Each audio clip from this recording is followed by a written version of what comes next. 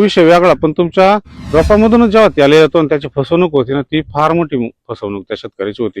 दोन दोन आमच्याच चुलत बंधूंचा एक प्लॉट 2-2.5 एकराचा प्लॉट आहे. पूर्णपणे तो प्लॉट काढावा लागेल. बंधूंचा एक प्लॉट 2-2.5 एकराचा प्लॉट आहे. पूर्णपणे तो प्लॉट काढावा लागेल. फक्त आता त्या आपल्याला ज्यांनी दिलं आहे तो जाणोरीचाच, पण ज्यांनी दिली ना त्याचं नाव नाही घ्यायचं, पण आपण 100% एखादा असा व्हिडिओ बनव.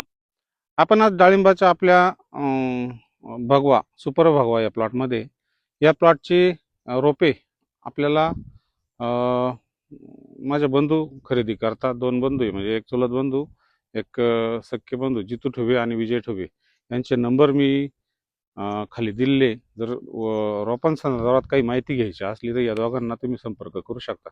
कारण हे काम मी बघत नाही. बरेचसे लोक फोन करतात का रोपे कुठून घ्यावा, कशी घ्यावा, पण ह्या नर्सऱ्यांचे जे चांगले ब्रँडेड रोपं भेटतात, या दोघांना चांगली माहिती त्यांच्याकडून तुम्ही याचा माहिती घेऊ शकता या नंबरवर फोन करून. तर मित्रांनो, मला कर्नाटक भागातून बरेचसे फोन आले की कोणते रोपे लावल्यानंतर आलेले प्रॉब्लेम. पहिले आपण जाणून घेऊ की फसवणूक. लोकांनी नाही चांगलं करायचं ना, तर वाईट तर नका करू कोणाचं. उगाच चुकीचं काहीही करून आणि पैसा कमवायचा फक्त, याच्यासाठी आपण जन्माला आलेलो नाही. लोकांसाठी चांगलं करा. आपल्याला 100% देव त्याचं फळ देतो, म्हणजे देतोच. ही गोष्ट लक्षात ठेवा. कोणतीही गोष्ट करताना आपण कोणाची फसवणूक करतोय का नाही याच्या आधी स्वतःच्या मनाला जाणीव करून घ्या आणि मगच ती गोष्ट करा. मित्रांनो, काल परवा मला राहता या भागातून फोन आला होता की आमच्या भागामध्ये हैदराबाद सुरत किंवा चेन्नई सुरत जो हायवे जातोय, त्या हायवेचे पैसे मिळण्याकरता लोकांनी डाळिंबाचे झाडं लावले. त्या झाडांना खतं पावडरी काही मारल्या नाही. अजून त्या रस्त्याचा काम चालू नाही झालं, पण ते झाडं मोठे झाली आणि त्या लोकांनी मूर्खांनी त्याच्यावर गुट्या बांधल्या. त्याला कोणत्याही प्रकारचं खालून खतं नाही दिले. फक्त वाढीसाठी त्यांनी खतं दिले. झाडं मोठाले दिसले पाहिजे, मग सरकार आपल्याला जास्त पैसे देईल. तर त्यांनी त्याचा आता काय उपद्व्याप चालू केलाय माहिती आहे का, की त्याच्यावर गुट्या बांधल्या.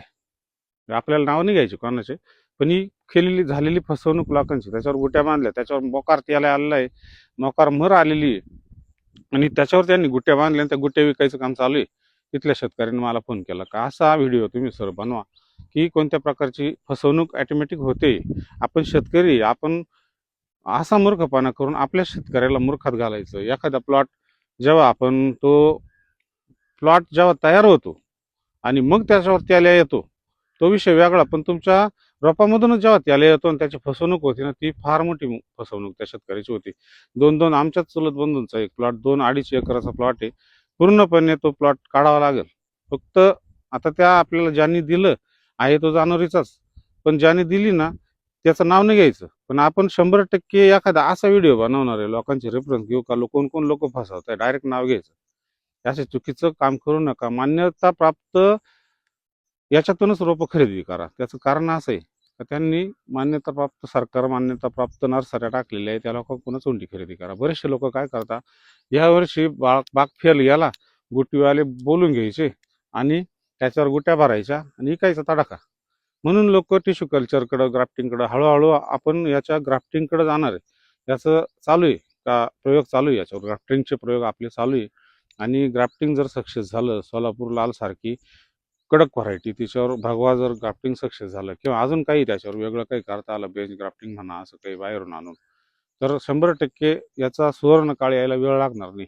राहिला त्यालाचा विषय, त्याला हा हुंडीतून जर आला तर आपल्याला 2च वर्षात आपली बाग काढावं लागते. त्याला तुम्ही कोणताही पर्याय नाही. आलेला त्याला वेगळा आणि रोपातून आलेला त्याला वेगळा. बरेचसे लोक हीच काळजी घेत नाही. आपण रोपं कुठून आणतो, काय आणतो, त्याची पार्श्वभूमी तपासा. जेव्हा एखादं स्थळ पाहायला जातो आपण, त्या पूर्ण बॅकग्राऊंड बघतो, मुलीचं स्थळ, मुलाचं स्थळ. तसंच करा की जेव्हा तुम्ही रोपं घ्यायला जाता ना कुठं, तर त्या रोप कोणत्या बागेतून आणलंय, त्या बागेची पार्श्वभूमी काय, हिस्ट्री काय, ती हिस्ट्री काढा. त्या बागेत काय रोग आहे, कुठून आणलंय तू रोप, किंवा तू तयार केलंय घरी ना, मग तुझ्या बागेत कोणता रोग आहे त्याचं निरीक्षण करा. फ्युजेरियम बुरशी त्याच्यातून आपल्या बागेत येते, हळूहळू वाढती, झाडं मारायला लागतात, त्याला आपल्या बागेत होतो. तिथून असे 2 महत्वाचे आजार आपण फक्त बाहेरून घरी आणतो आणि त्याच्यातून आपल्याला कंट्रोल मिळत नाही. तर रोपांबद्दल जनजागृती केली पाहिजे, झाली पाहिजे. आणि चांगली रोपं निवडा, तेव्हाच आपली बाग चांगली राहील. कुठं नाही भेटलं स्वस्त म्हणून जायचं नाही, थोडं 2 पैसे माग, भाऊ मला तुझी बाग दाखव, ती बाग कोणत्या बागेतून रोप काढलेलं आहे तिथं दाखव, त्याचं मदर प्लॅन्ट तपासा, त्याची साईज तपासा, त्या बागेची जुनी हिस्ट्री काढा, किंवा दुसऱ्याच्या बागेतून त्यानं आणला असेल, किंवा त्या एरियामध्ये ज्या एरियामधून आपण आपली रोपं आणतोय त्या एरियामध्ये त्याल्याचं वातावरण कसं आहे, फ्युजेरियम बुरशीचं वातावरण कसं आहे, तिथं त्याला डेव्हलप होतोय का नाही, तर तिथं त्याला ऑलरेडी आहे. आता सटाणा भागात काही ठिकाणी त्याल्याचं एवढं हे नाही, पण काही भागामध्ये खूप भयानक त्याला आहे, तिथून आपण जातो बॉम्बा मारीत आणि हुंडी आणतो. असं नाही करायचं. चांगल्या क्वालिटीची हुंडी जर आपल्याला रोपं आणायची असतील तर तिथं जाऊन त्या एरियामध्ये किती प्रमाणात त्याला पसरलेला आहे त्या लोकांचा अभिप्राय घ्या. आजूबाजूच्या शेतकऱ्यांना विचारा का हा हा मूर्ख कुठून हुंड्या बनवून आणतोय, किंवा कुठून याची आणली माणसं.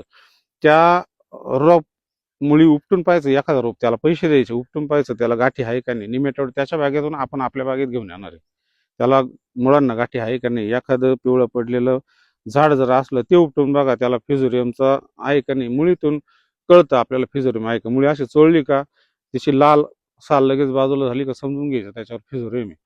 किंवा पानं वाकडे तिकडे झालेले असले का त्याच्यावर आपल्याला निमेटोड आहे का नाही हे आपल्याला इथं निदर्शनास येतं.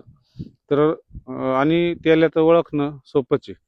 त्याच्या पानावर टिपके आहे का नाही. मग काय करायचं, ते पानं ते काढून टाकतात काही लोक. हळूच लक्ष ठेवायचं. 2-1 हुंड्या आपल्या घरी घेऊन यायच्या आधी, त्या आपल्या स्थानिक वातावरण ठेवायच्या. त्या हुंड्या जर तजेलदार व्हायला लागल्या तर ती रोपं आपण आणून आपल्या बागेत लावायची. आणि रोपं आणताना घ्यायची काळजी. रोप आणताना आणायचं आपल्या 2-3 दिवस आपल्या शेताच्या एरियामध्ये उन्हात ते ठेवायचं.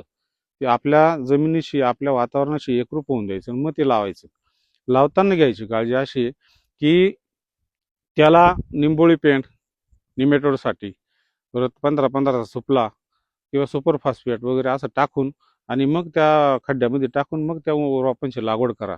शक्यतो आधी जर आपण खड्डे घेतलेले असतील तर कॉपर सल्फेट आणि चुना बोर्डचं ड्रेंचिंग आधी जर केलं ना तर आपल्याला फिजोरियमचा बराचसा त्रास कमी होतो. आपल्याला भविष्यात बाग जेव्हा आले पडायला लागता, झाडं जायला लागतात 4-4, 5-5, 10-10, बऱ्याचशा जणांचे असे फोन आले. राजस्थानचा एक फोन आहे, त्यांनी फोटो पाठवले, पूर्ण बाग फिजोरियमने पिवळी पडलेली.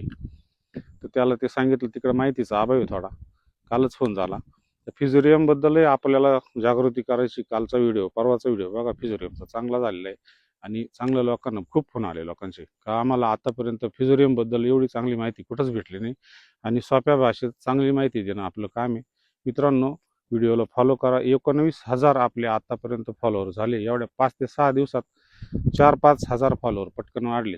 चांगली माहिती लोकांपर्यंत पोहोचते, आणि तीच माहिती आपल्याला अजून लोकांपर्यंत पोहोचवायची. आपण राजस्थान, गुजरात, कर्नाटक, हैदराबादपर्यंत पोहोचलोय. हळूहळू ही व्याप्ती वाढत चालणार आहे. व्हिडिओ आपले वेगवेगळ्या भाषेत ऑटोमॅटिक दिसायला सुरुवात झाली. फेसबुकने तशी फॅसिलिटी आपल्याला दिली. तर ही गोष्ट लक्षात ठेवा. धन्यवाद. फॉलो करा, शेअर करा, लोकांपर्यंत पोहोचवा. धन्यवाद.